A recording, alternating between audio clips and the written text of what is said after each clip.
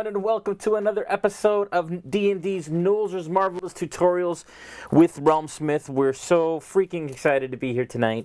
Tonight we're going to be painting the young bronze dragon, which has been a favorite, and people have requested a lot, so we're going to move on. I think that's the last of the young dragons, I believe. I think we've done all of them at this point. If you're joining us for the first time, welcome. If you missed the last ones, we did the turtle last week. That isn't on our YouTube yet, but every episode up to last week is live on the RealmSmith YouTube. So if you go to youtube.com/RealmSmith, it's there. And most of them are on the Dungeons & Dragons YouTube as well. We're just catching up after a couple weeks, and we're working on doing that together. A couple announcements before we start.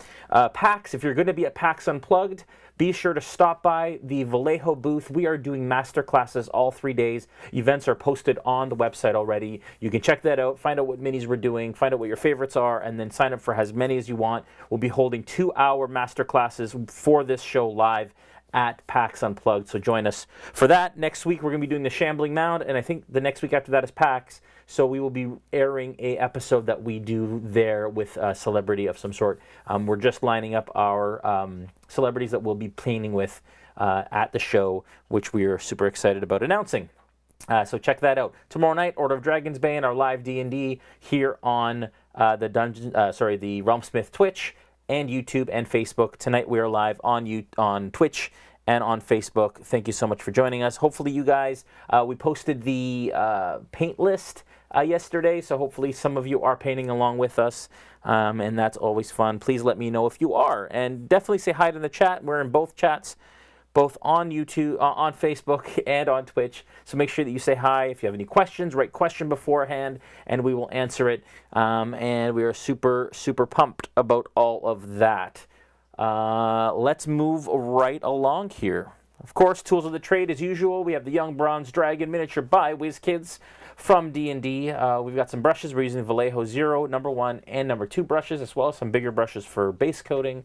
We've got a Vallejo dry brush for, of course, dry brushing, water pot for cleaning off your brushes, paper towel for wiping it off, and dry brushing, as well as a paint palette for mixing your paints. The paint list for today is fairly small for the most part. For the scales of the dragon and the back, we're going to be using bright bronze, and then we're going to use a sepia wash over that. Then we're going to go to Glorious Gold for a dry brush, and then Polished Gold for the final highlight. For the stomach, we're going to use Bone White, and maybe a mix of sepia and green wash. We're going to try that out, as well as Heavy Brown for a base coat on that.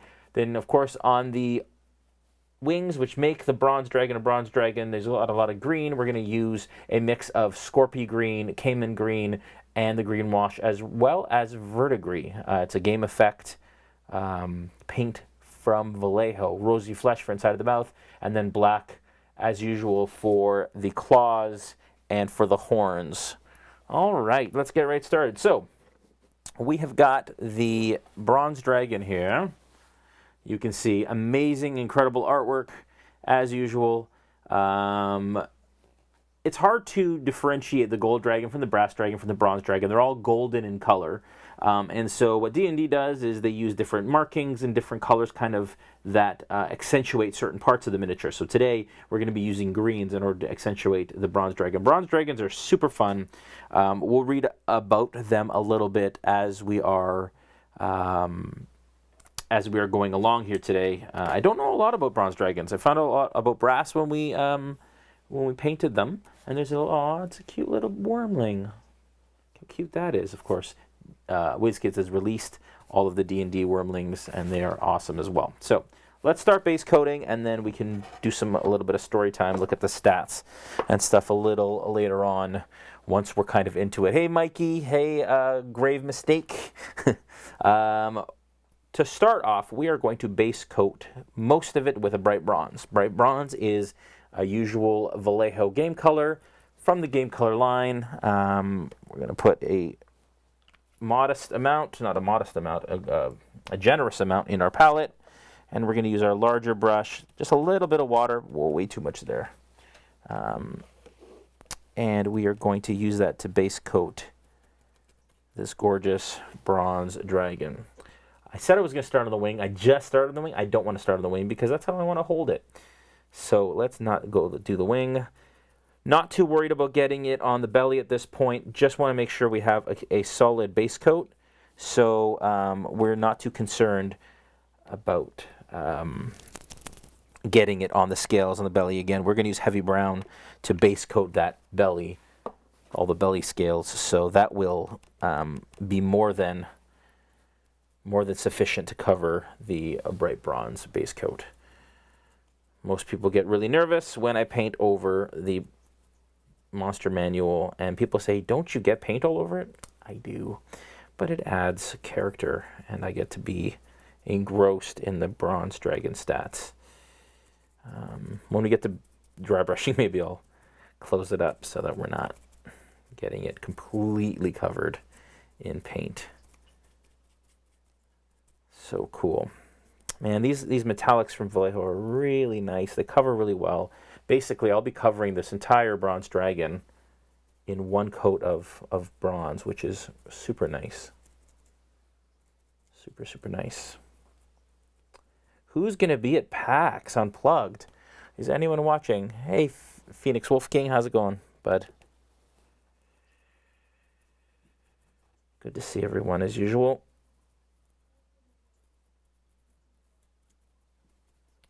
If you're new to our channel, be sure to like and subscribe and follow. Follow us on Twitch and like and subscribe on YouTube. Again, we put VODs of all of our videos up on our YouTube channel afterwards. So if you miss it here, or if you're enjoying watching now and chatting and all of that kind of stuff, but want to follow the tutorial later, you can get the paints that you need and the minis you need and then follow along after the fact on our YouTube channel. I'm making sure to get all inside all of the nooks and crannies here along the side of the body, making sure that the coverage is good. It always happens, folks, that when I'm base coating, I'll turn the miniature around and realize, oh man, I just missed like a whole arm or like part of the body, or sometimes it's a smaller area, but make sure that you're just turning it all different angles. And it seems like when a miniature dries is when you notice stuff. When it's wet, there's kind of, reflection and so on, so you don't necessarily see missed areas as well as when it's dry. So that is a gorgeous color. Right there. Okay, so that is that. I also have the base here. It's got the cool flying base. I might put that on later when I'm painting so that I'm not kind of mucking up all of the paint areas that I'm painting. These wings, I'm actually going to base coat them in heavy brown after the fact. So I'm just kind of focusing mostly on the spines in between the kind of the webbing on the wings for the most part, because as you can see from the artwork here, this is a little lighter, and so I kind of want it to feel like that. I want it to feel like the membrane in between the spines in the wings. I call them spines. I don't know what they are. If you folks know of a better word for it, please let me know. But the wings also on this miniature are very close together. I think that was the case as well with the black dragon. Because this is plastic, I just splay them out like this. Open them right up and then paint inside. It's not going to do any damage. They'll probably just bend right back into place.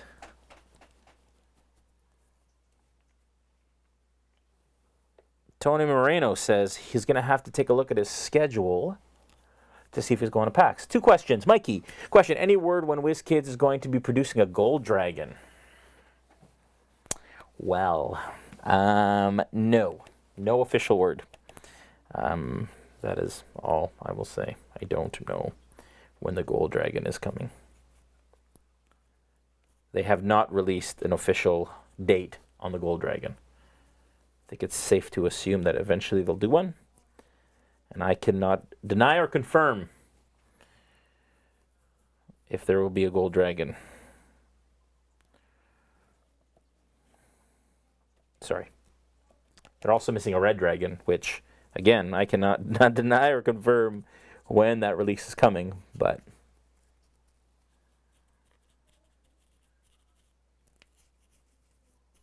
I'm excited about those when they do. When they do come out. I am way out of the screen here. Sorry, folks. I'm getting all excited about this bright bronze color. It's really cool. Talk about bright. It is.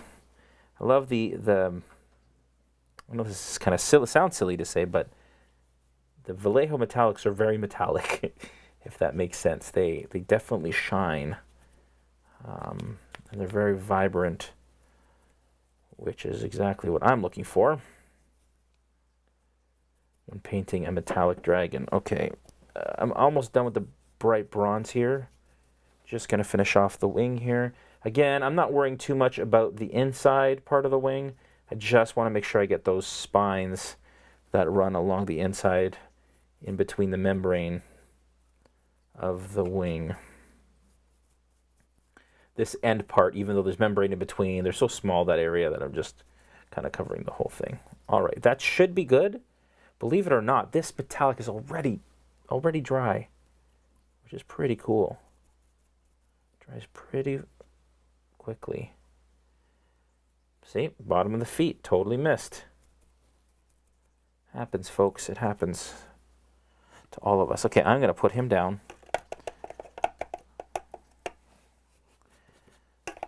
Another question. What's your favorite, from Phoenix Wolf King, what's your favorite king kind of dragons? My favorite dragon are the brass. Yeah, I'd say after reading about the brass, I kind of like the brass, maybe the best, because they have this talkative thing where they'll literally like bury somebody up to their neck just to have a conversation with them. Super playful, super inquisitive and talkative, and I love that. And silver dragons too, they're great. They're really great. I love gold dragons, but they're a bit on the nose for me. Havana Kid says, hey, Jason, first time catching the stream live, but I've been watching your videos for weeks now. You really helped me paint my werewolves and copper green dragons. You really are the Bob Ross of miniature painting. Thank you so much. Well, thank you for saying so. My friends used to say all the time that I actually had to get more exciting because it was like, you know, happy little wings and claws and fangs. And that was like a creepy Bob Ross. I don't know what I was doing there, but anyways. Thank you. That is a huge compliment. Bob Ross is the king of all. All right. I'm actually probably at the point where I can start to base coat some other parts of this because I think that I'm going to wash the whole thing in sepia after the fact. So I'm going to go ahead and get Heavy Brown. Now, Heavy Brown is an extra opaque paint from Vallejo. The extra opaque paints are extra opaque. They're great for base coats. Basically, they go on in one coat, and they don't take a lot of effort to really cover. So they're perfect for this sort of thing where, you know, I need a base coat. I need to cover some gold or some bronze rather, and they're exactly what I need for that. For that job. What size brush do I want here for these wings? That is a bit small. I'm going to continue with that brush that I had for the wing parts. So when I did the blue dragon, I left the outside of the wing blue. And somebody online said, don't you understand? It's like a bat. It's like a membrane. That's not how they said it, but it was something like that. The comment was basically on our YouTube page that don't we understand how wings work? No, I didn't actually understand really how wings work, but it made a lot of sense. So since then, I've changed my ways, and I have gone to the approach that basically the inside and the outside would be the same.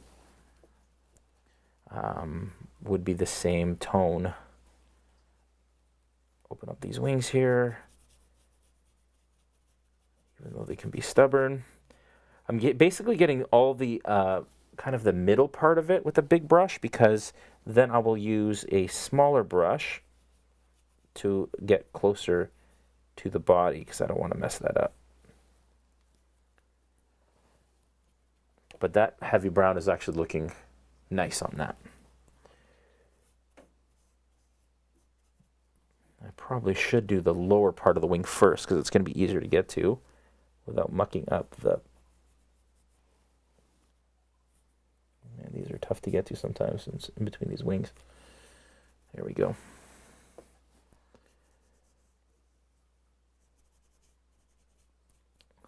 Wave 10 I just got in the mail, folks, of all the minis for Wave 10, and there's some really exciting ones in there. And so I'll be releasing the schedule for December soon, at least the remaining 3 weeks of December. And then it'll probably have a lot of Wave 10 stuff in it, because there are some really great things. Hello, Kelly, as usual on Facebook.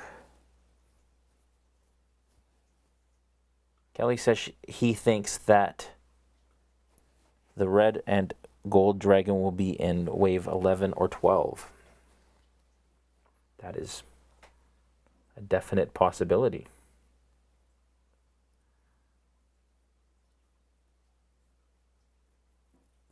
Now I'm just going in with this heavy brown, and I am filling in all of the areas that I didn't get with the large brush. And we're going to be going in with it here and basically doing a lot of work to add this green kind of texture to the wings as well. So I'm actually going to use my number 2 brush because the tip on it is a bit better than that dry brush I was just using. There we go.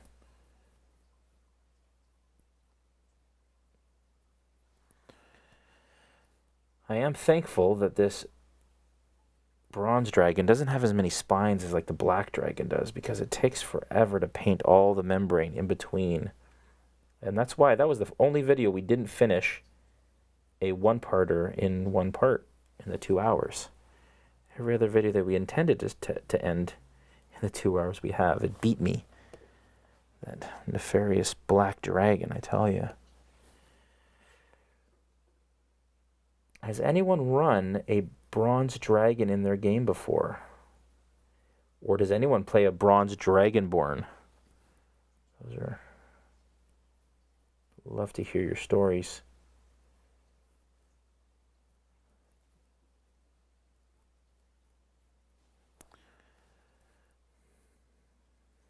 Okay.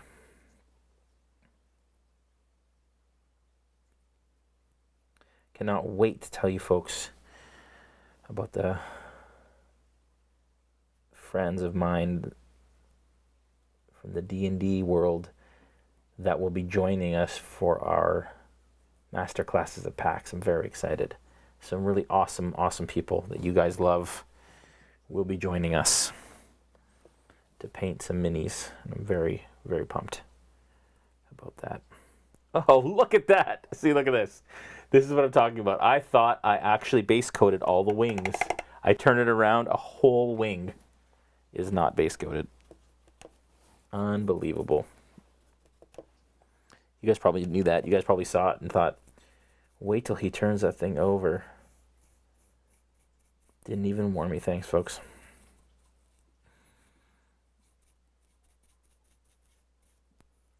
Did anybody ask for WizKids D&D minis for Christmas? That's what I want to know.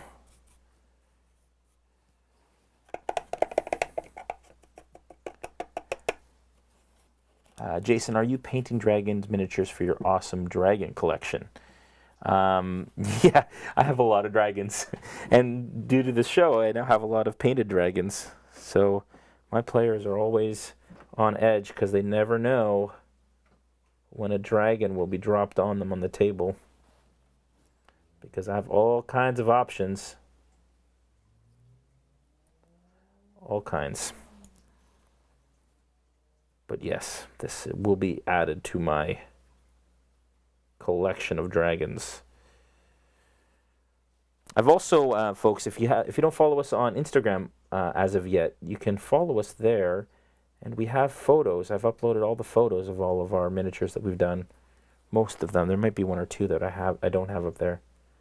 But if you folks want close-up reference or looks at them, check them out on Instagram.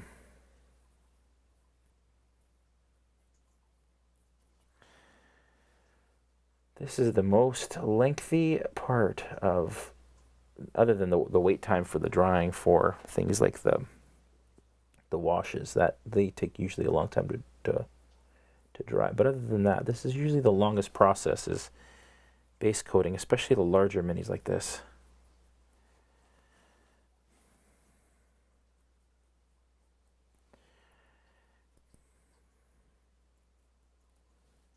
And until this heavy brown dries, you won't be able to see the areas you missed, because it's glossy when it's wet.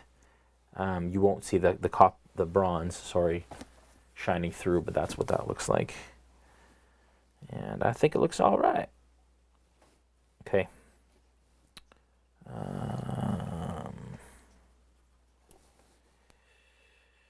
Getting in between these wings is going to be fun. That's going to be fun. For sure. Some more heavy brown. I'd like to know if anybody out there is painting along with me. That'd be fun. Hey Lee, good to see you. On Facebook. Lee's talking about the time that it takes to finish maps. I was actually working on a map for one of our adventure boxes.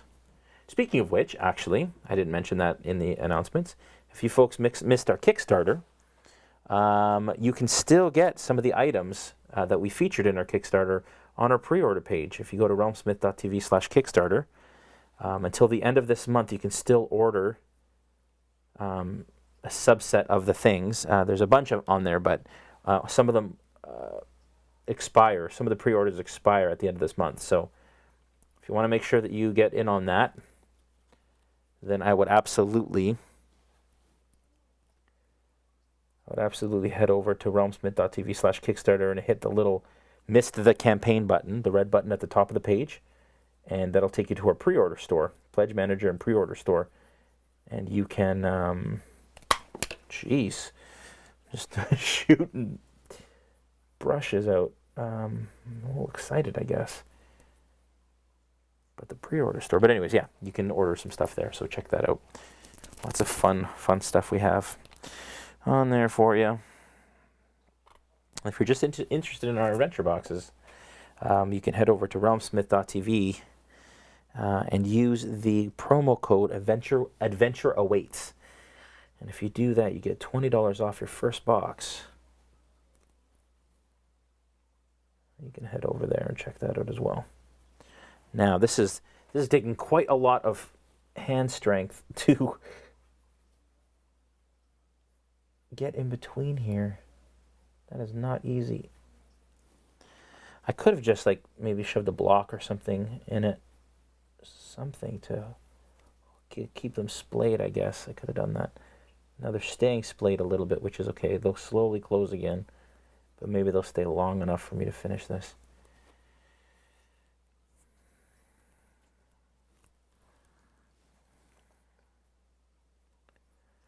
Okay, do the bottom of the other one here.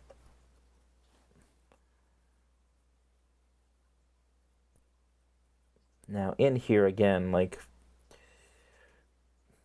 you're not really gonna, and nobody's really gonna see it, so you don't have to worry too much about how perfect it is.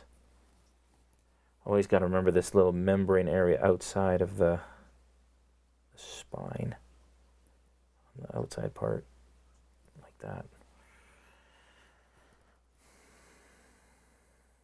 I'll get them both now while I'm in here.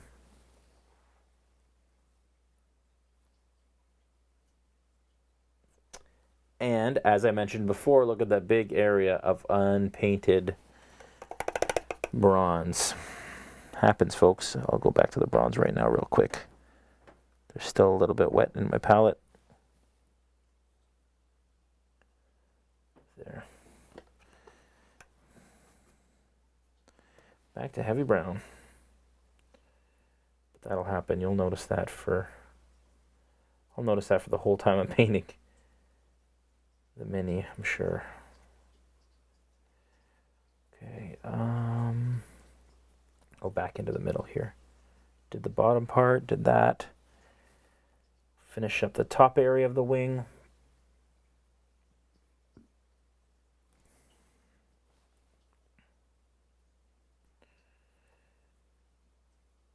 What are your guys' favorite dragons?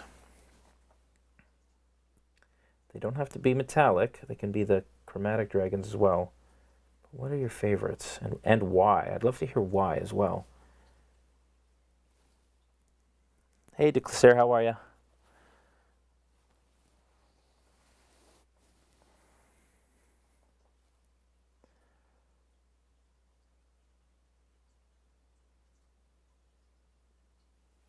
Nice. Havana Kid is saying he can't wait until next week to paint along. You couldn't get the paints and mini together this week, but next week with the Chambly Mound, he says he can't wait to see what we do with it. I have a painted Chambly Mound that I painted because we feature one of the Chambly Mounds in our adventure boxes, and in our first adventure actually, and not too far in. I think it's event box 3, I think. But anyways, I painted one for that, for our session. So if you actually head to YouTube, you can watch Tales from the Shattered Shield. We have a whole playlist of live stream D&D gameplay videos where I play with our noobs through our adventure boxes, and the Shambling Mound is one of them. All right, I'm going to go ahead. So the wings are done. You can see that. Inside, outside, all the membranes belong to us. Not the quote I was looking for. All the membranes are now base coated. So I'm going to go in and I'm going to do all of the scales. Now these are the scales under. You can see where the delineation is, where I'm painting here. They're basically like the chest and bottom scales. I like also to do the bottom of the neck as well, or the chin I should say. But I'm going to go all down the neck with this heavy brown up to the chest, down the middle here, and all the way down the tail as well. And you'll see where those scales kind of start and stop, and where you should be putting this heavy brown color. And then, and then after that, I think we're going to wash it all with a sepia wash, I think at that point. These colors are a little dark, but I think the sepia wash will do the trick. I don't think I want to dry brush first. Sometimes it depends on what shade and how dark and how light things are. Really depends if I do the dry brushing first or after the wash. I like to do it after, where I can, just because the wash tends to get a little blotchy sometimes, and that's just the nature of washes. And also because washes are matte and not glossy, I don't name my paints. My washes aren't named matte. Oh, that's horrible. That's a bad dad joke. I'm allowed at least one per week, right, guys? But, oh man, even that was bad for me. Where was I even? Oh yeah, because they're matte in color, they kind of dry matte, and so it actually dulls down this wonderful bronze color, and so when I dry brush afterwards, it brings back that a little bit, that luster. There's also a little membrane in between his arm and his body, in his armpit kind of area. So make sure that you get that. And you can see it also in the monsters manual as well. So be sure to get that while you're painting. Actually kind of attached to the leg too. Okay, so those are all the scales. I've now base coated them all in heavy brown. You can see all the way down the neck. And they complement each other quite nice, actually, the two colors, you can see. So, all right, let's see here. Okay, so I'm going to go ahead. Let that heavy brown actually, the heavy brown's already dry on the wings, so I may go ahead and start to, and I missed some more bronze on the tail. I'm just going to be touching up little spots through all of it, because it always happens, folks. It always happens. Right here on the tail, look at this, right in this little, right there. I don't know why I made that sound. Apparently that's the sound that spot makes when I paint it. Okay.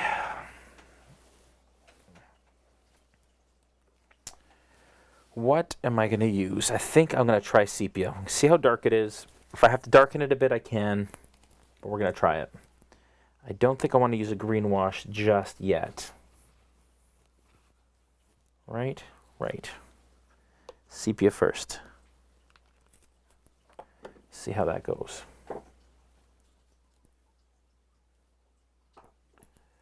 I'm going to use the larger of my brushes and just, again, with sepia, look at that. Sepia, you just kind of brush it on and then allow it to rest in the recesses, and it's going to give you really great shadow and all of the cool grooves. Now, obviously, with this bronze dragon, there's a lot of really great texture in this miniature, so you're going to get an awesome result with washes on this. All the scales, it'll go between all these scales and really bring out the detail. So we're just brushing it onto the miniature and then allowing it to rest in the recesses, manipulating it out so that it's not pulling too much, so that it's obscuring detail. We don't want it to obscure detail. We want it to pronounce or accentuate detail.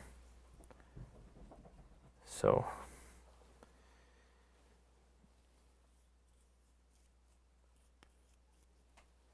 I'm just going to do a coat of it all through the whole miniature. And then we're going to let that dry, which always takes the longest in these sessions.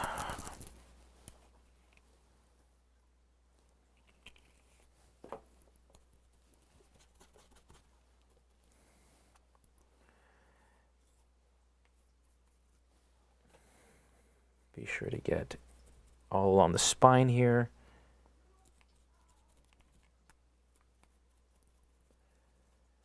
And I forgot to base coat that part of the wing. I will stop for a moment. Dang it. This always happens.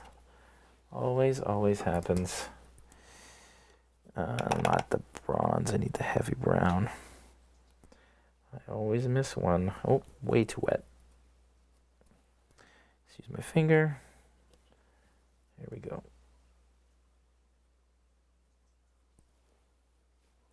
Always happens.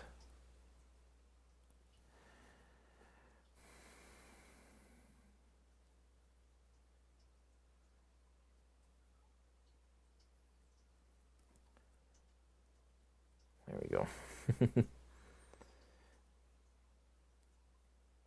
Hilarious. Okay, let's try that again. Back to washing. Now, I'm not going to put a wash, obviously, on that part that I just base coated. I'm going to wait a minute until that is. I may go through all this sepia wash today. Just at the tail end of the bottle here.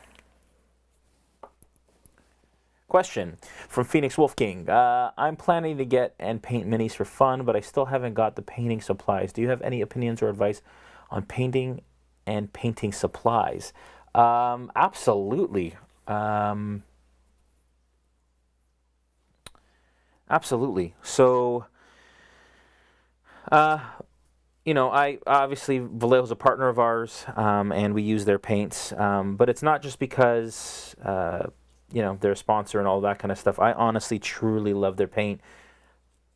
I've used all the biggest paint lines in the industry, and Vallejo, by far, for me, has been the greatest and given me the best results for me. You know, everyone's different. Everyone maybe is looking for different things or whatever the case may be, but their paints are affordable and competitive from a price perspective, and the quality is really great. The story behind Vallejo and the fact that, you know, it started in New Jersey. They were Spanish. They moved to the States, started their company, and then decided to move back to Spain. And then now the factory and and warehouse and everything is in Spain. That's where the paint is formulated and created and produced by the same family that started it back in the 60s. Mama Vallejo still works at the office, and she's still in there quite often. And Alex Vallejo, the son of the Vallejos who started the company, still runs the company. He's the president. So wonderful story, and that's the reason why their paints are just so great, is just because of the history and the care that they take in their formulations, and so on. So anyways, I love Vallejo, not just because they're a sponsor, but because the paint is really, really great. I also use Vallejo brushes just because they give me brushes to use, and they're really great brush quality. When it comes to other stuff, I mean, I have a actual painting thing for water here. It's obviously well used. I also use an old tray for my palette.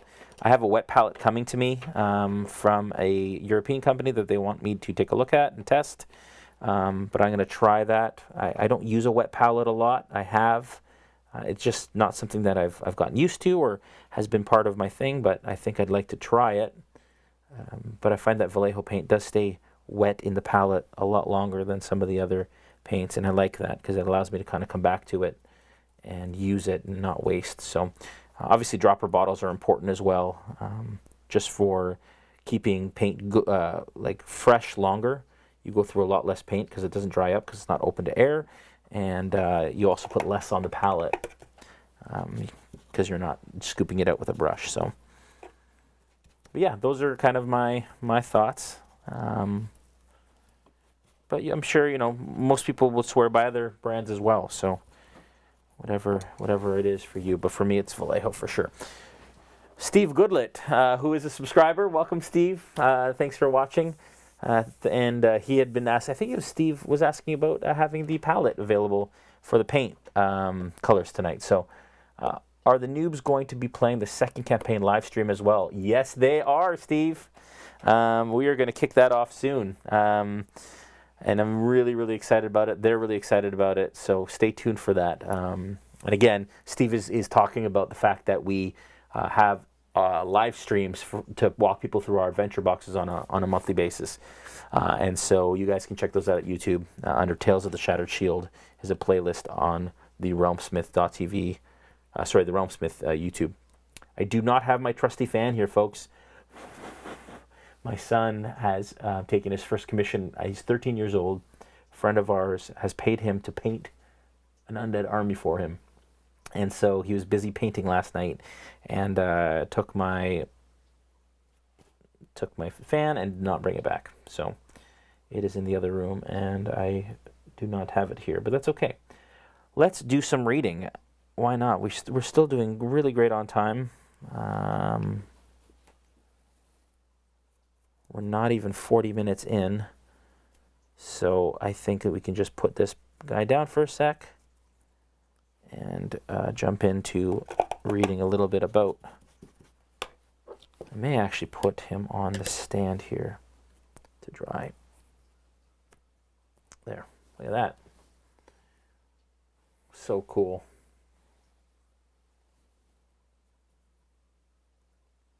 And then maybe I'll even keep him on there while I'm painting, perhaps. We'll see. All right, Bronze Dragons, for those of you that don't know. And Wolf King says, thanks for the advice. You are so welcome. It's weird. It feels like there's a bunch of paint on here. I didn't even think I got paint on this page. Well, I did today. Oh, it's the wash, of course, from flicking it. It's all good. That's character. Okay, so Bronze Dragon, ancient. Let's look at the young Bronze Dragon because that is actually the.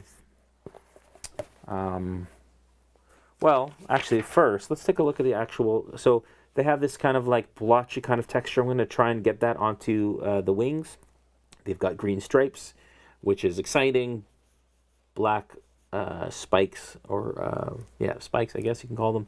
And then the frills and the fins have a green tone too. So we're going to try and bring that out. Young Bronze Dragon is challenge rating 8. 18 armor class, 142 hit points. Constitution's high, wisdom's high, strength's really high, 21, charisma's high. Dex is a little low, actually. It's interesting. Not very dexterous. Immune to lightning damage. Multi-attack, bite and claw, of course. 2d6 plus 5 damage and 2d10 plus 5. It's crazy. Has 2 breath weapons. And I noticed this, the brass dragon does as well. But this guy has lightning breath. And he's got repulsion breath. The dragon exhales repulsion energy in a 30-foot cone. Each creature in that area must make a strength saving throw. On a failed save, the creature is pushed 40 feet away. That's cool. So it's going to take at least, for most characters, it's going to take at least a round to get back. Crazy, or a turn to get back, I should say. Let's read. Bronze dragons are coastal dwellers that feed primarily on aquatic plants and fish. They take the forms of friendly animals to observe other creatures of interest. They are also fascinated by warfare and eagerly join armies fighting for a just cause. Interesting. A ribbed and fluted crest defines the shape of a bronze dragon's head. Curving horns extend out from the crest, echoed by spines on its lower jaw and chin. To help them swim, bronze dragons have webbed feet and smooth scales, which explains a lot of the webbing. Which is cool. I didn't even notice if he's got webbing at his feet. Neat. Okay, cool. A bronze wormling. Wormling scales are yellow, tinged with green. Only as the dragon approaches adulthood does it color deep into a darker, rich bronze tone. The pupils of a bronze dragon's eyes fade as the dragon ages until they resemble glowing green orbs. Very cool. So for our dragon, we're painting him a bit more like an adult, which is okay. I think at that point, he starts to kind of get to where we're going here. Bronze dragons love to watch ships traveling up and down the coastlines near their lairs, sometimes taking the form of dolphins. Or seagulls to inspect those ships and their crews more closely. A daring bronze dragon might slip aboard a ship in the guise of a bird or a rat, inspecting the hold for treasure. If the dragon finds it a worthy addition to its hoard, it barters with the ship's captain. Doesn't steal it. Of course it doesn't, because it's lawful good. Very cool. Bronze dragons actively oppose tyranny, and many bronze dragons yearn to test their mettle by putting their size and strength to good use. When a conflict unfolds near its lair, a bronze dragon ascertains the underlying cause, then offers its services to any. So they're awesome. They're very noble.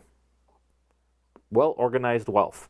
Bronze dragons loot sunken ships and also collect colorful coral and pearls from the reefs and seabeds near their lairs. When a bronze dragon pledges to help an army wage war against tyranny, it asks for nominal payment. If such a request is beyond its allies' means, it might settle for a collection of old books on military history or a ceremonial item commemorating the alliance. A bronze dragon might also lay claim to a treasure held by the enemy that it feels would be safer under its protection. Awesome. Very cool. Okay, we'll get into regional effects and stuff if we have some more drying time. This is almost dry. You can see it's still wet in some of the recesses here. Where it's pooled too much, I'm going to just disperse a little bit.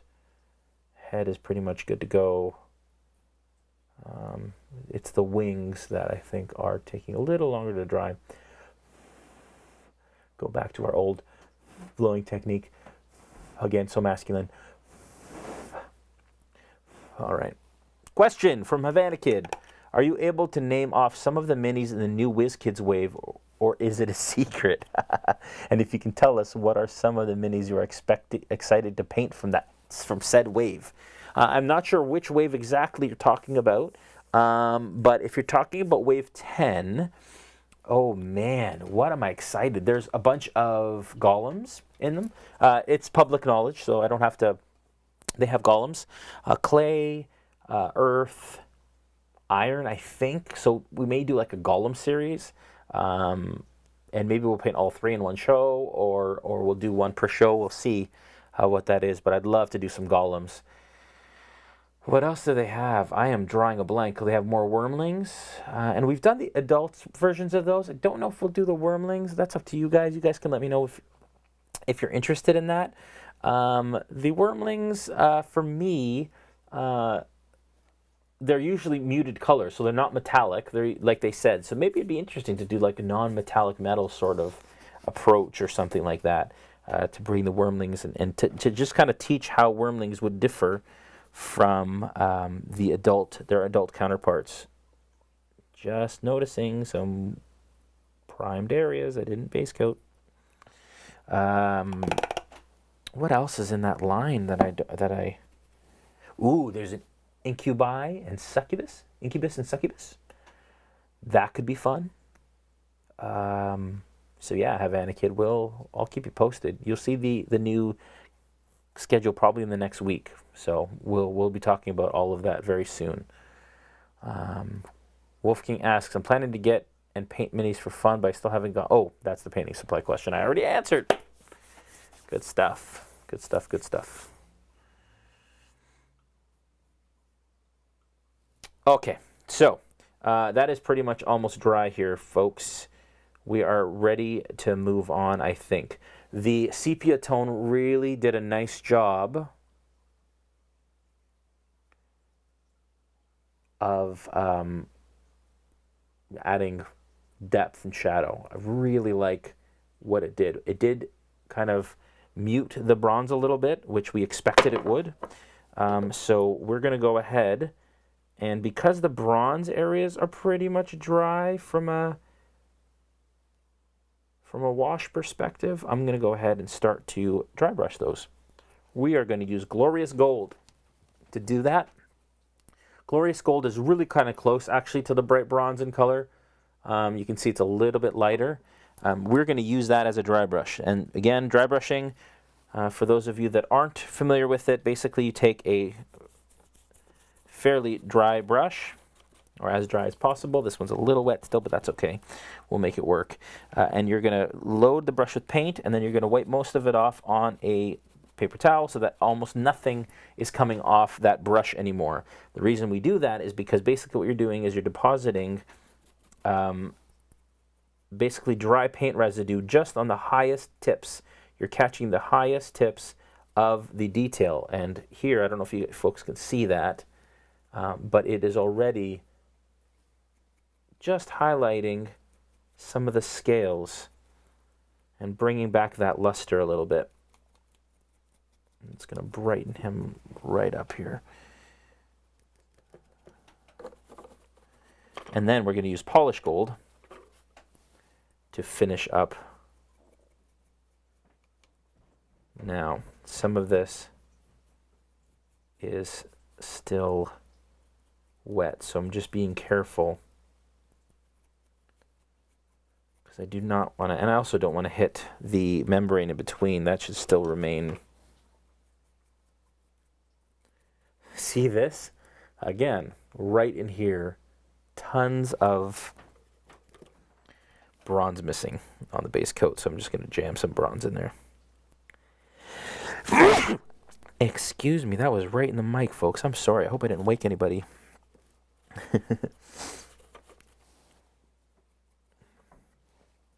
Now on the feet, legs, just be dry brushing. Just like that. Careful because the paint will still be somewhat tacky and not like cheesy, but like, man, me and my jokes, eh? Hey, so Canadian. Okay, so that is the Glorious Gold base coat on that. And that worked out pretty nice. Then we're going to do a final dry brush of Polish Gold, and Polish Gold is going to be the lightest of the colors. Now with this, we did an all-over dry brush pretty much with the Glorious Gold, and that just means like we just hit everything with it. With the Polish Gold, I'm just going to hit the highest kind of areas that would catch or receive the most light from above. So I want to be a little careful here. where we add this polished gold, because it's a lot brighter, a lot lighter. So, for example, I would hit the side of the leg here, tips of the feet and toes, elbows, shoulder here. Be careful, because as you can see, I'm getting it on the membrane there. This maybe is a bit big, this brush for this, but I'm just going to go with it. The head, especially the nose, the tip of the snout. I may have to go back in there, and you folks may decide that you want to do the heavy brown in the membrane after the fact, because dry brushing tends to catch it a little bit. But we definitely want polished gold on the tips of the wings at the top and the edges here. There, you can see that that's lightening that up really good on the tips of these, the spines on the ends, especially the edges. There we go. Okay. Now, I may come back in with some more polished gold with a more precise sort of like brush, but we'll see. I like where that's at. I like how that's feeling. Yeah. Okay.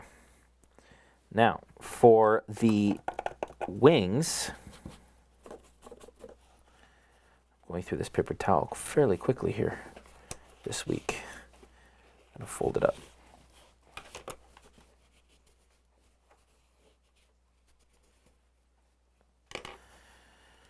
Havana Kid that says the golem would be cool to see. All right. Which golem? I think it's earth, iron, or clay are the options. Let me know which one you prefer. So I think I'm going to go ahead and I'm going to do a bleached bone. Now, really carefully, because bleached bone is quite a bit lighter than heavy brown. By quite a bit, by a lot. And so I want to make sure that this is a really serious dry brush. That it's not an overbrush, that it's not too wet, because if it is, it's going to mess up that area. Now, see, it's probably not dry enough, but we'll see. Because it's kind of streaking across, if you can see that a little bit. I don't want that. I want it to be really dry, so I may have to switch brushes. Now this brush is really hard. It's got some, I used it for, I think on the Kraken. Yeah, it's not going to work. And I think it got some snow in it. So I'm just going to wipe this off a little bit more. That's probably good enough. Now, in this case, I probably should have used this bleached bone before I did the sepia wash, perhaps. This is one of those times where maybe that would have been a decent approach. And I like, figuring this stuff out live, folks, so that you can kind of get, what we're doing and kind of figure it out. It doesn't look too bad, but I'm not loving it. So I'm probably going to have to go in afterwards and fix that a little bit somehow. I'm not sure exactly how yet, but somehow I'll come back in and fix that wing. Maybe the green wash and all of that stuff that I'm doing on it might be enough.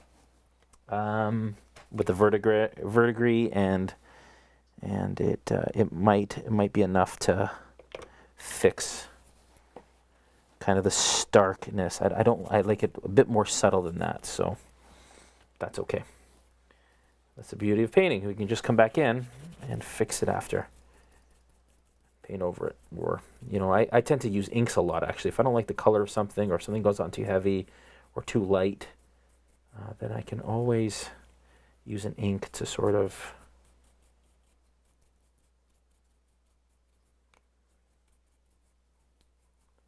change it up a bit.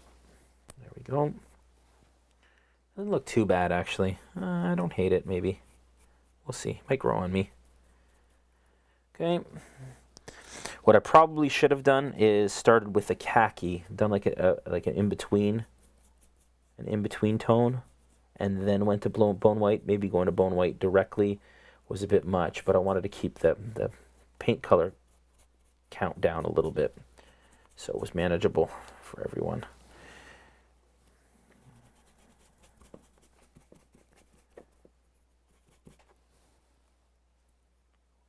Okay, and here,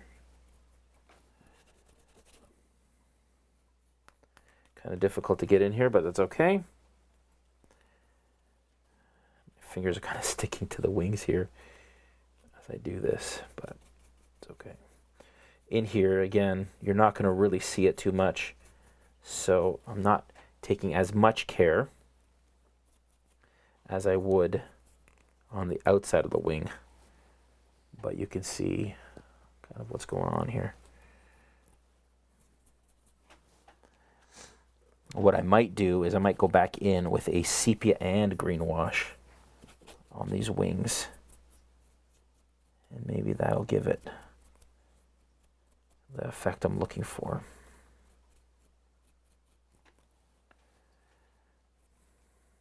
Okay. All right, so that is the big areas of the wings I've done with that bigger brush. That actually looks all right. I'm actually okay with that.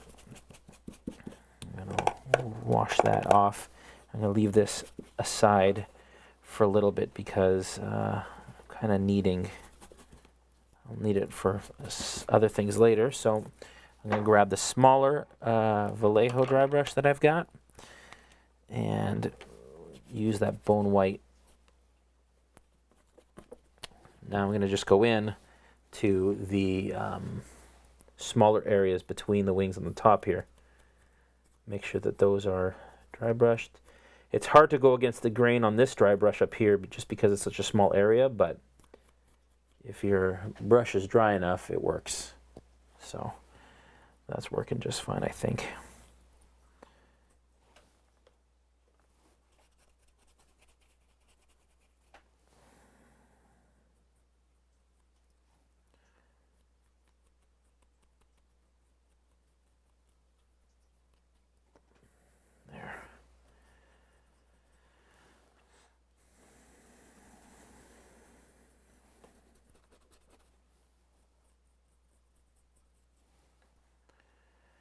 Okay.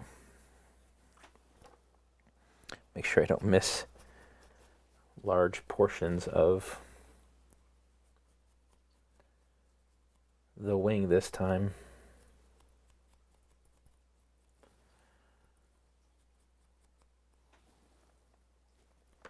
So excited for PAX Unplugged, I'll tell you. See all our friends, all our folks, hang out with the community, make new friends. I always love the Acquisitions Inc. game, D&D game. It's last time was one of the highlights of the show for me. So fun to watch it live. I've watched them for years from, online, just streaming. So to be there in person is pretty rad.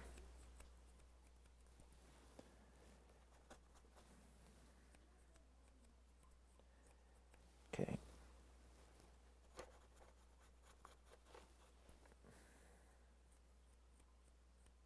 There. There we go. So that has all been dry brushed. The wings in between, he's looking pretty cool. I actually don't mind how that looks just yet. I think that's okay for now because, again, we're going to bring in some really cool stuff in there to make it interesting. But I am going to dry brush all of the scales on the belly and under the underscales that are that heavy brown color that we used. We are going to use a green wash on this. Probably going to have to be a fairly watered down green wash, but we will be using a green wash on these scales afterwards. So, because I feel like there's a lot of kind of green tones in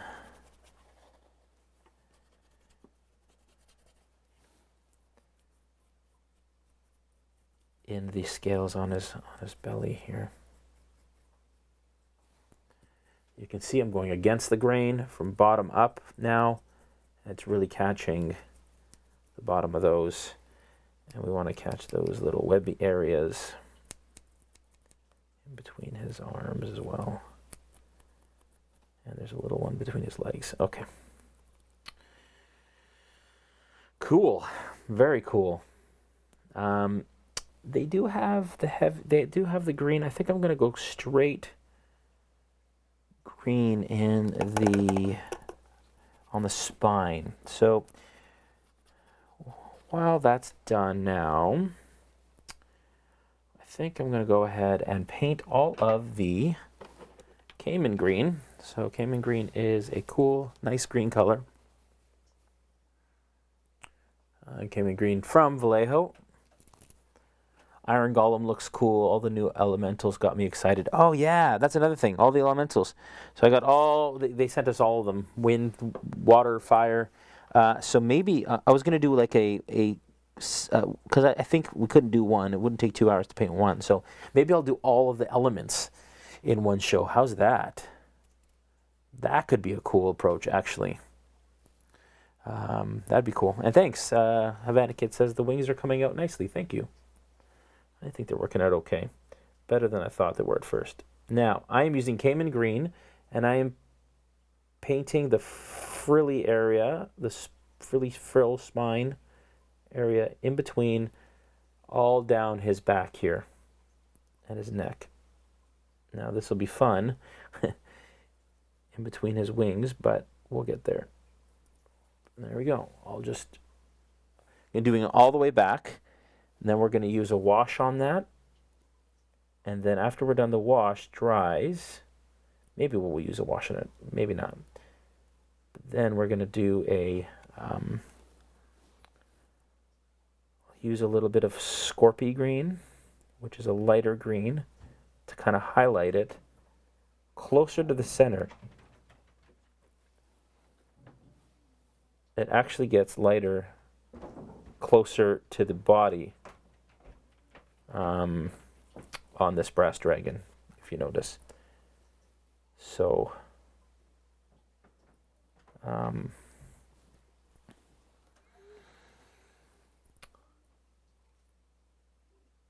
probably going to use verdigris right close to the body, like basically where the body connects to the spine, and that'll be kind of like the brightest, kind of like in this area here. I think that's what I want to do. And it'll also give kind of like that patina that a lot of these metallic dragons, especially on the copper, have. Yes, Cayman green is going on nicely. It's a good base coat for those.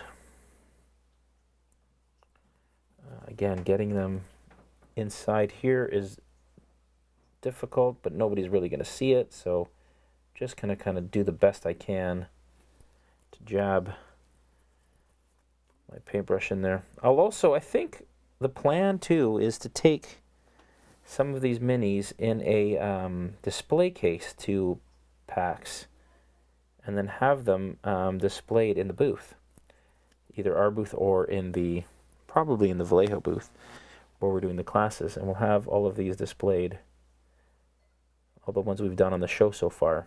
That'd be cool. So then you guys can see them up close.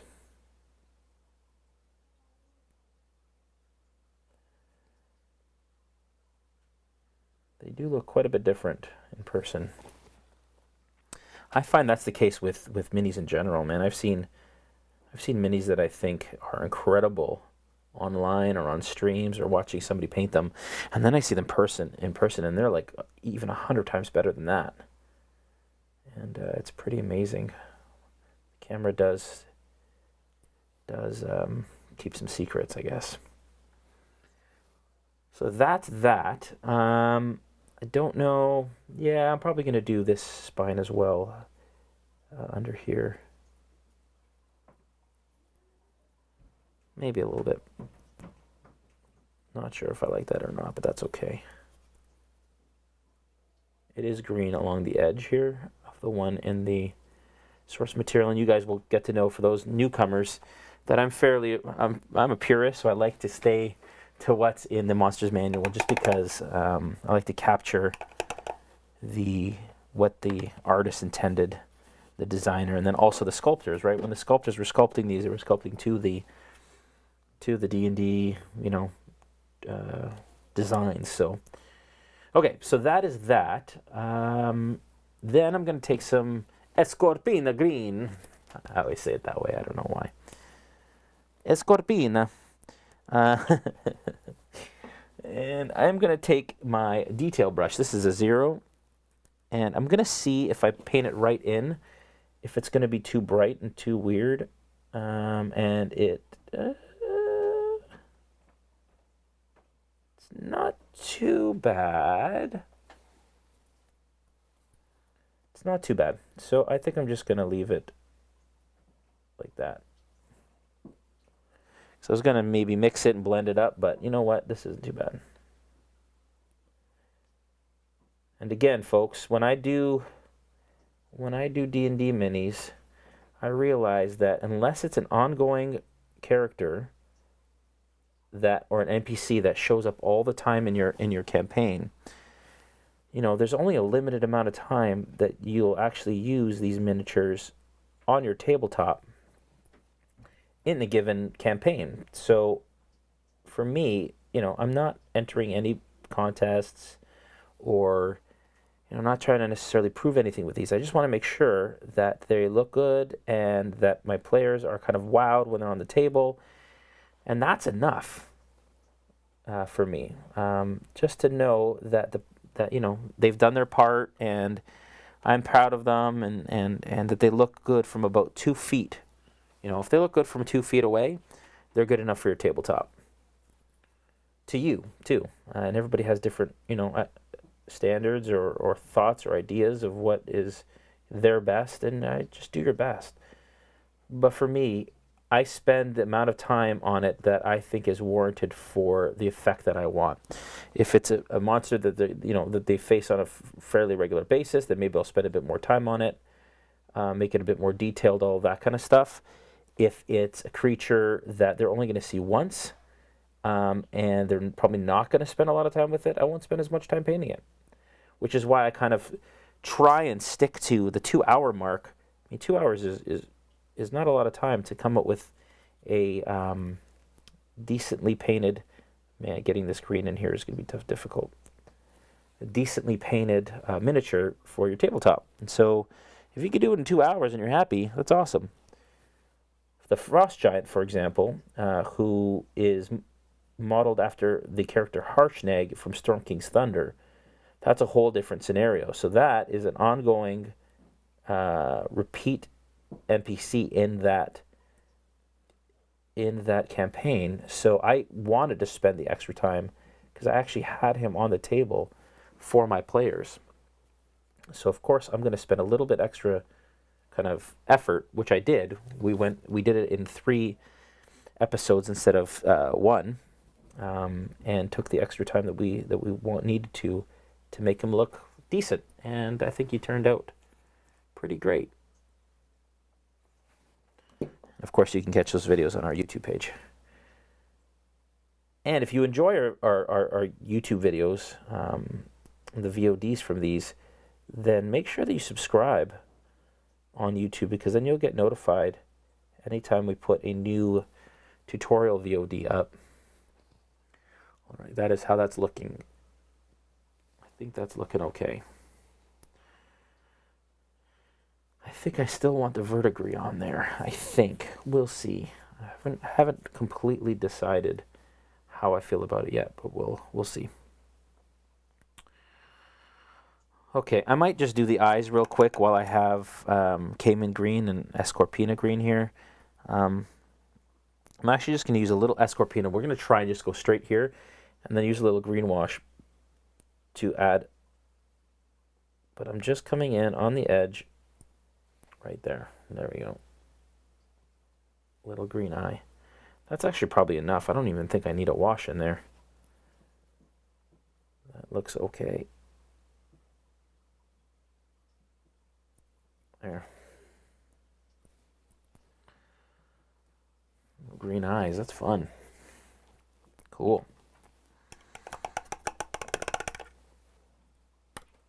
Shall we try? I think I'm going to try the verdigris on there. Just see. Again, this is an effect paint. You're supposed to kind of brush it into the recesses, and it's supposed to rest like verdigris or verdigris is supposed to. I don't know if the color is going to work, so I might put it in, and then I may actually blend some Escorpina with it. You know what? I like it. I kind of like it. I am using the Zero brush. This is the Game Effect verdigris. It's got the kind of the turquoise kind of color, which I actually don't mind in there. I think haven't decided just yet. Now this is a bit time consuming because you have to get in between each little spine.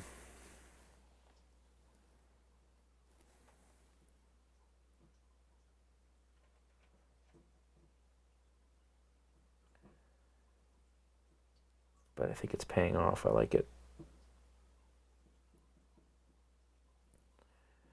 Yeah, that looks all right.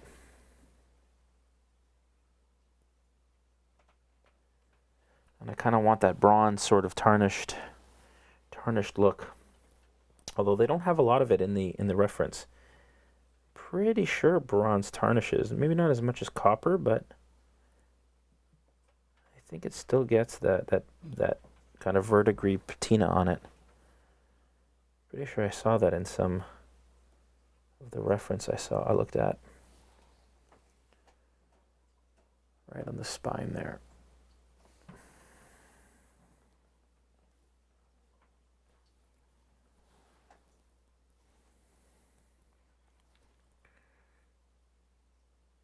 Get it in the painting off camera here. I usually get that when I really get into the zone. I tend to paint off a little bit. Sorry about that, folks. Okay, so what's going to be interesting is all of the wing here, how it's got this colorization pattern.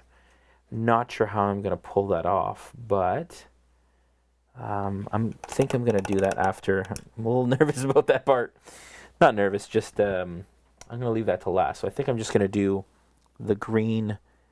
I'm going to do the green stripes along. So he's got some along the leg here. So we're just going to paint stripes like this.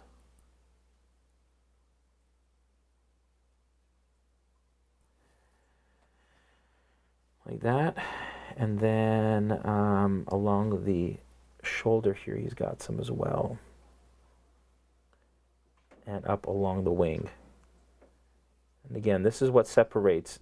I mean, there's a lot about the body and the design of the dragons that separate them, but this is really what separates is the kind of color patterns that they have on the different dragon, the metallics, especially kind of the golden color ones. I'll put a couple along his arm here. That.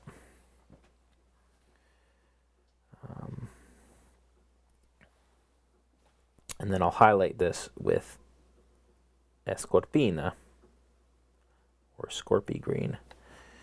Depends on what version of the Vallejo paint you get. I think the new name is Scorpy, but it used to be called Escorpina, which is what I have.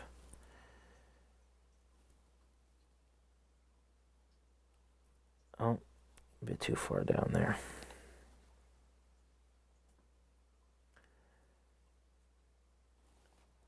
There.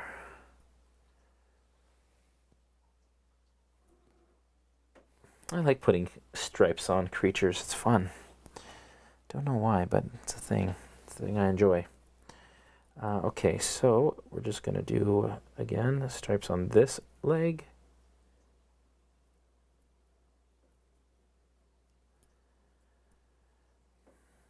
Got 3 stripes there. Like that. And I think I'm just going to let it resolve around the back here like this. There.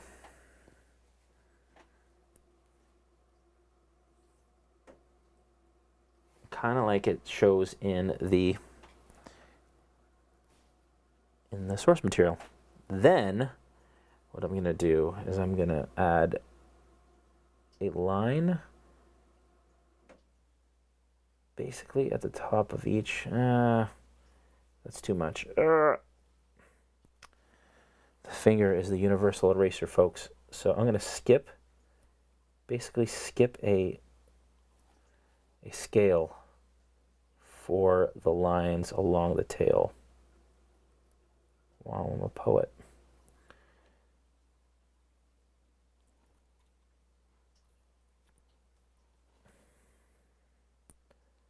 Basically just do every other scale a line kind of at the top of it. So that would be this one, and then this one,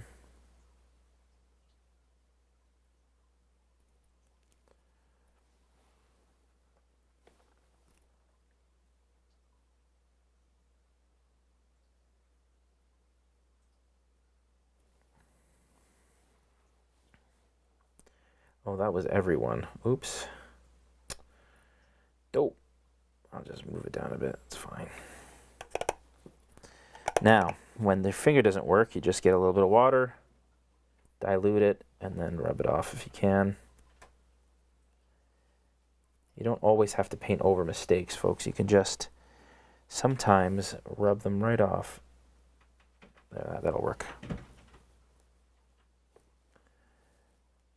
And there, and there, and there, there. Okay.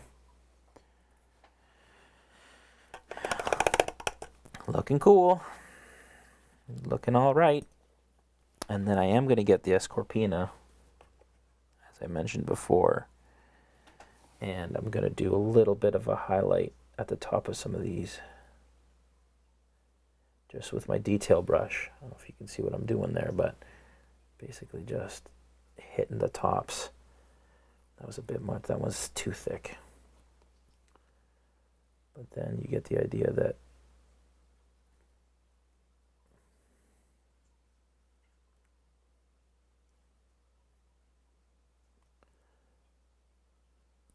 too much again. Being a bit heavy-handed with it.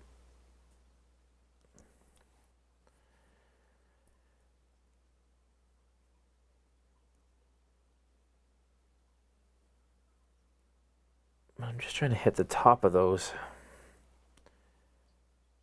just to kind of give the idea that there's a highlight on that stripe.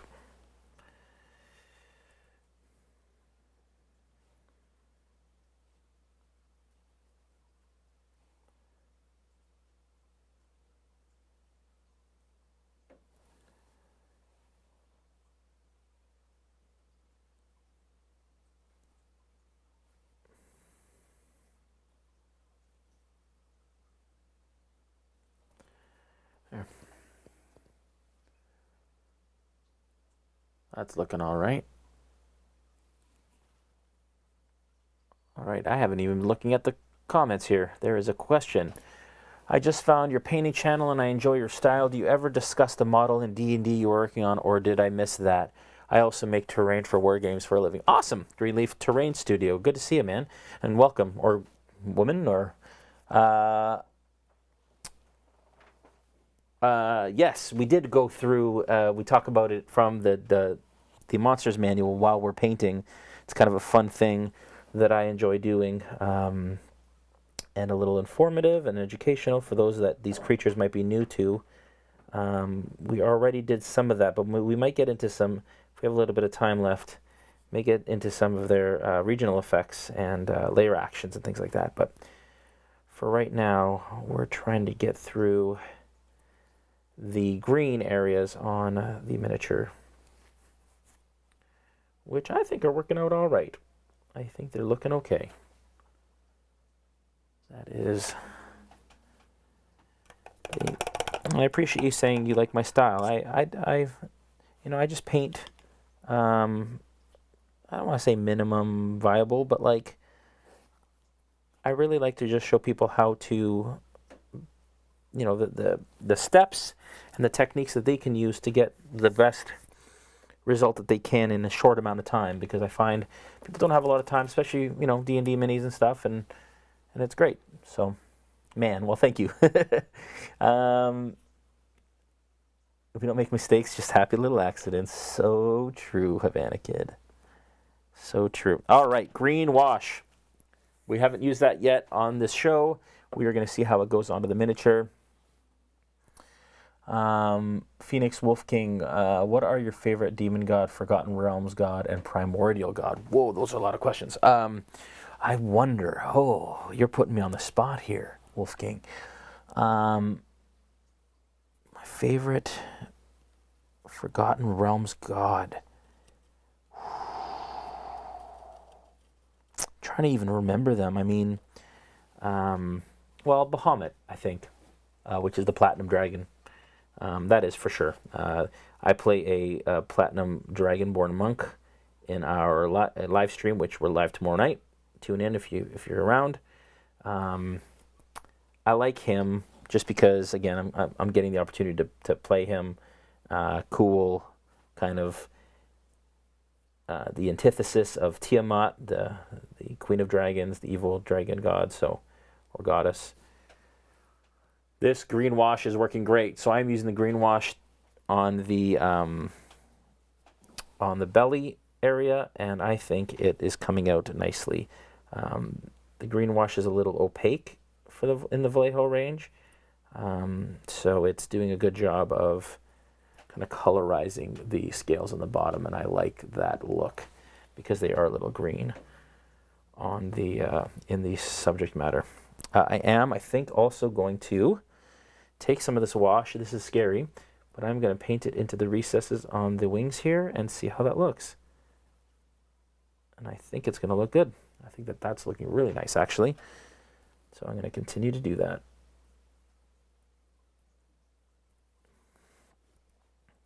And in certain areas, I'm just going to kind of, some of the deeper areas, start to build in that green that we see in the Monsters Manual into the wings here. Now, I was going to try and maybe do that, the kind of the pattern that we see in the Monsters Manual, but I don't think I'm going to attempt that. I think I'm just going to do this. Because the wings have a bit of a different texture on this miniature than they do on the, and I'm seeing that there are natural sort of divots in the wing here that kind of connect to the spine. So I'm just following those through with the green. So a bit of a striped pattern, I guess. I may do more near the end and use some of that verdigris near the bottom. We'll see. But for right now, I'm just enjoying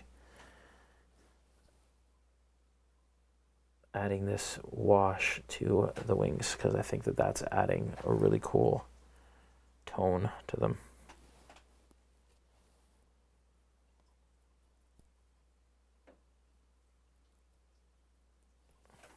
Very cool tone, actually. Very happy with the way that is turning out. Cool. Can't forget the membrane on this side of the wing. And I'm going to follow in with some of that wash. Awesome.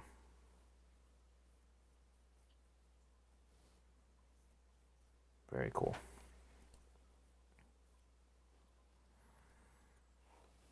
I'll do it on the outside of the other side as well, and then I'll try and do the inside.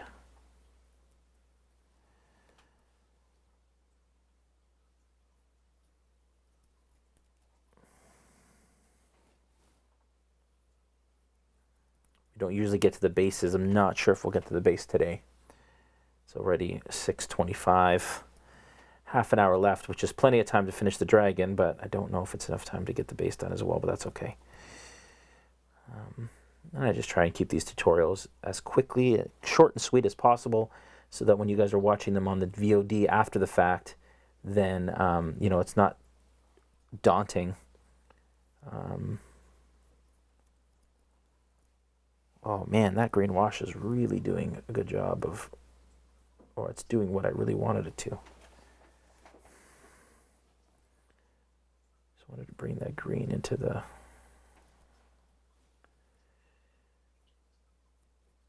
There.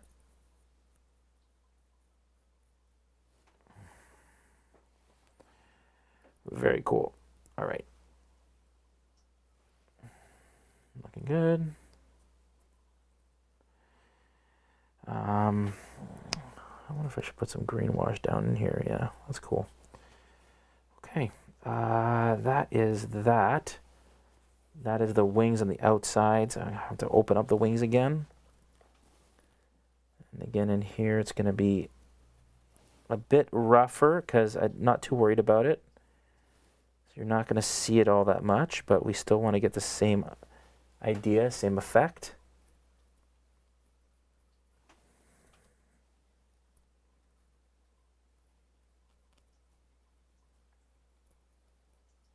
There we go.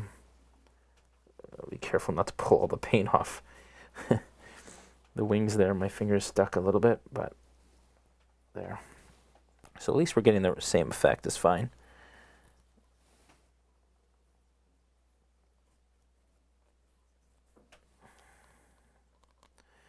But yeah, following the natural kind of contour of the wing and the divots of the wing is really helping to make it look believable. So you can see kind of in the wing they have these divots here. I'm literally painting along them and then allowing kind of the raised areas to stay kind of that bleach bone color, and it's giving it depth, which is nice.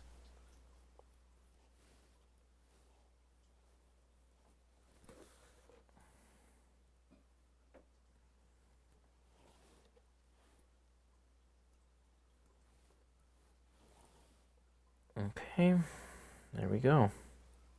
Like that. Oh, forgot the inside of this. Of course I did. And there. All right, so those wings are actually looking really great. I think that turned out better than I thought it was going to. Now, so you're always, I mean, I find myself always taking a chance. And if you don't take chances, then, you don't make those happy accidents, I guess, where, oh, I didn't know it was going to turn out that way. Or, if you take your chances, sometimes you'll elevate your painting game to the next level because you do something, that you wouldn't normally do because you're afraid to mess it up, but then realize, oh, man, it's turned out way better that way. I'm going to use Rosy Flesh. That is going to be for the little tongue that he's got kind of sticking out here.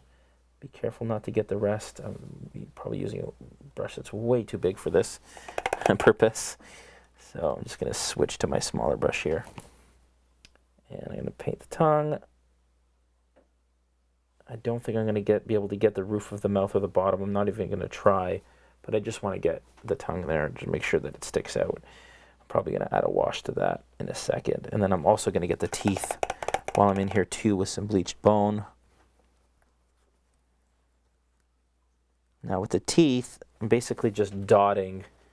There's a ridge here. I'm just going to run my brush along the ridge just to catch the teeth the best I can without messing up the rest of it too much. But you can see the teeth and the tongue. Top teeth as well.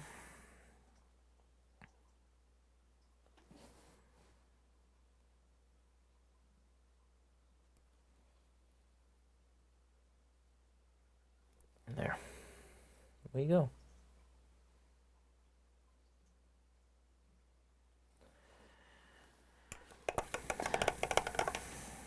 Okay. It's getting there. It is getting there.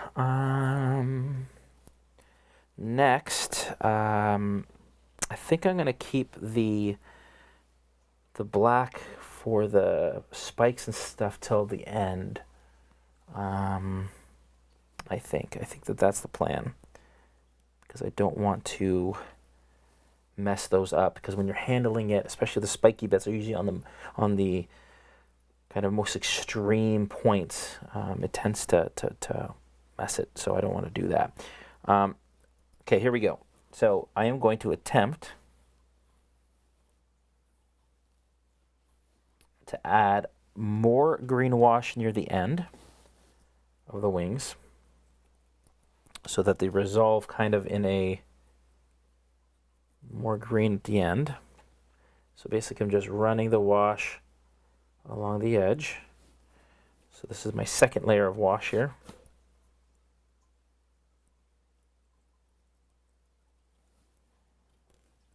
And you don't want to do a line across. You want to pull your brush down like this so it looks natural.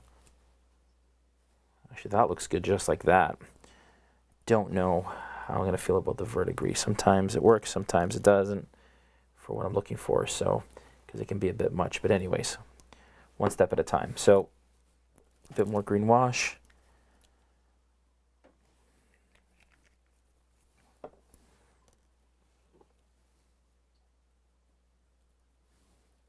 Let's get it all along the bottom here of the wing.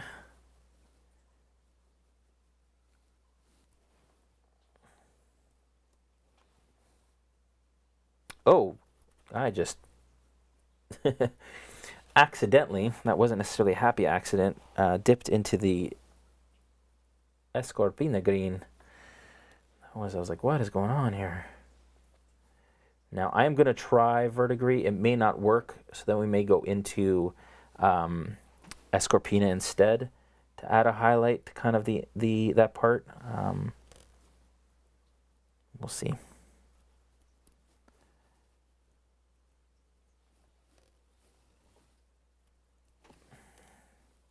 And I'm making sure that I get the inside and outside.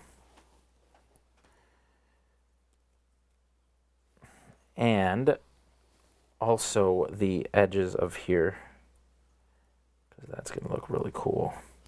Now what I might end up doing though is I might absolutely end up mixing the verdigris with a bit of the green wash so that it's not so much a different color, to bring out some more of that green and the turquoise rather than kind of like the really, really stark blue color, I think.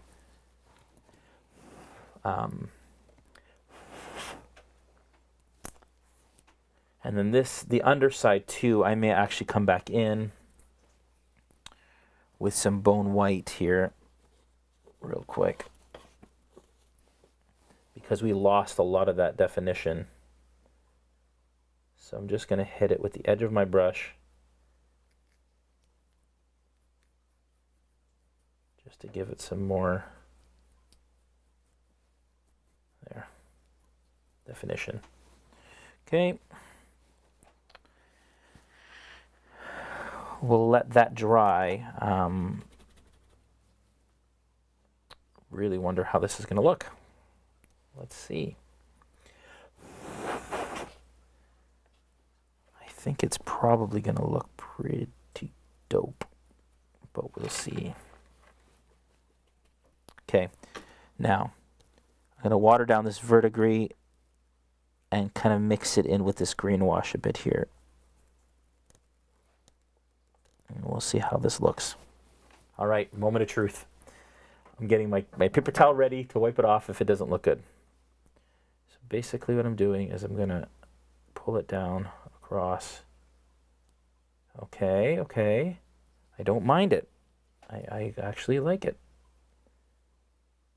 There.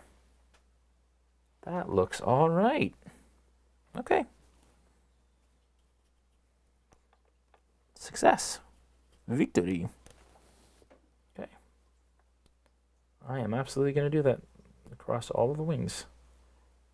And then it looks a bit like that tarnished kind of patina look.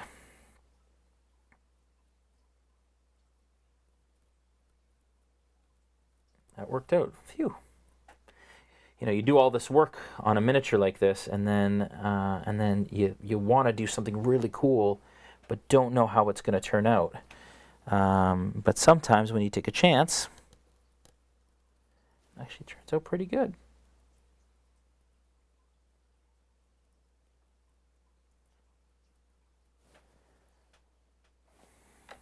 Nice.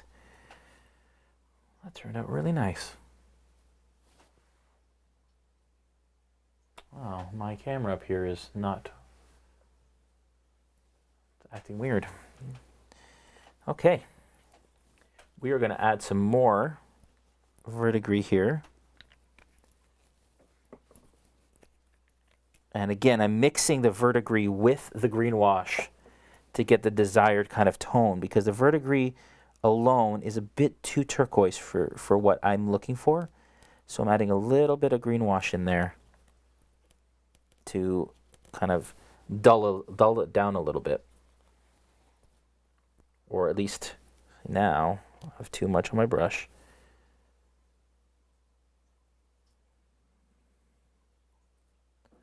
This is the inside, so it's okay. There. Very cool. I am happy. I am happy with that result.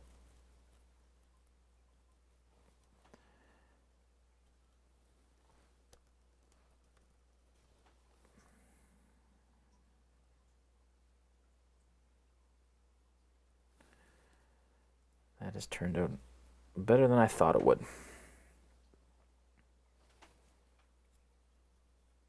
Thanks, Felix Wolfgang. Appreciate that. Escorpina green. That's good. Hey, Krista. Krista's watching. How you doing, Krista? Krista was our first ever subscriber. I say it every time I see her name. Just so thankful that she's come along and stuck around through our whole journey. Ups and downs, difficult times, all that stuff, kind of, the patience of us learning a new business. And I just want to thank Krista. And I like to honor her when I see her online, because it means a lot to us at RealmSmith. So thank you. Okay.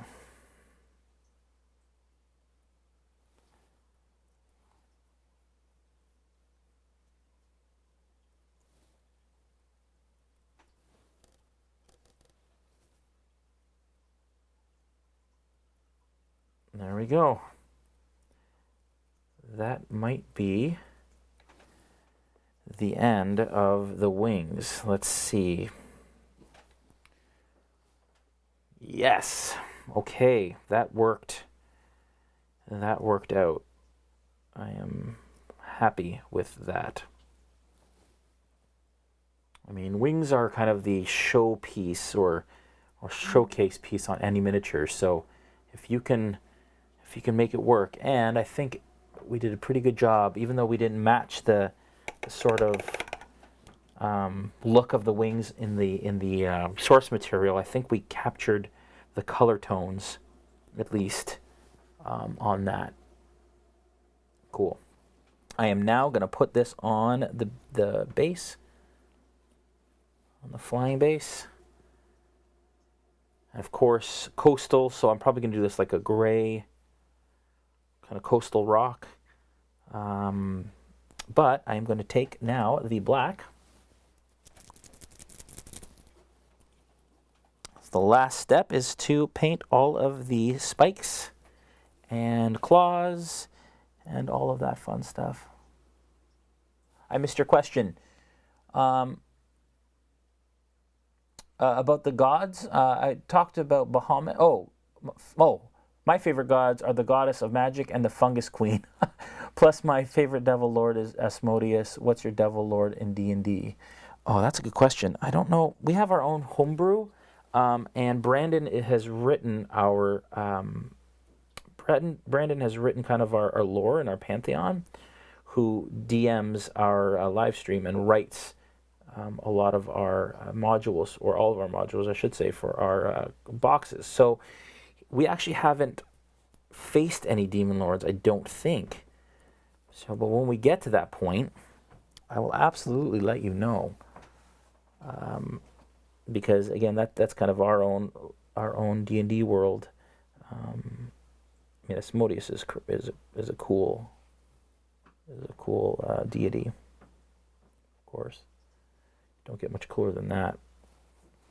You also don't get much, like more well known than that, really. Asmodeus is like, yeah, Asmodeus is the man.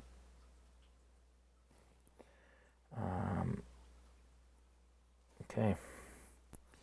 I am painting all of the, again, claws and spikes black. And this just, I find, especially on the metallic dragons, I find that this really, actually, even more so on the chromatic, actually, now that I think about it. But I like doing it on the metallic dragons as well. It just really brings out kind of the... Now, they don't have spikes on... Well, they kind of do on this miniature. So I'm gonna paint them because they've kind of delineated them.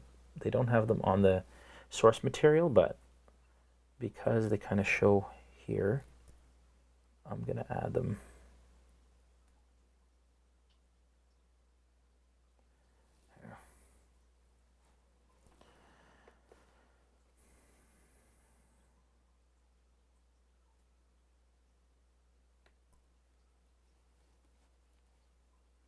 Just making sure he stays on this flight stand, it doesn't fall off.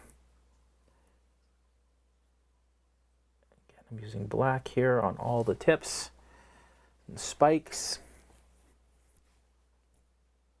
My hands are cold down here. It's been warm in the basement the last few shows, but man, today it's not.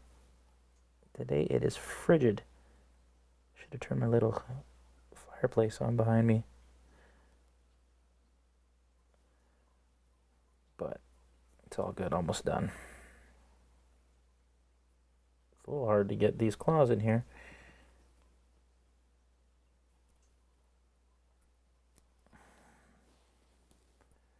Oh, I just totally put my hand in that black spike.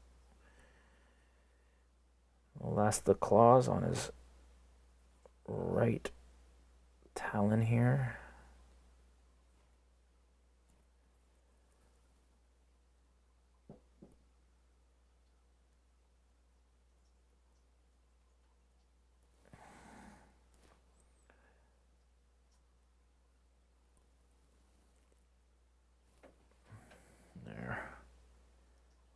Ah, it's stuck again. I wonder why it keeps doing that.